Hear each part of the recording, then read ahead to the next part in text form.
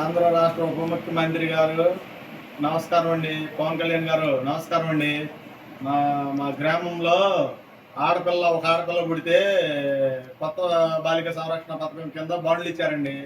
ఒక ఆడపిల్ల పుట్టినా లేదా ఇద్దరు ఆడపిల్లలు పుట్టినా ఇచ్చారండి. మరి ఆ పథకం కింద బాండ్లు ఇస్తే 2005లో ఇచ్చారు ఈ బాండ్లు.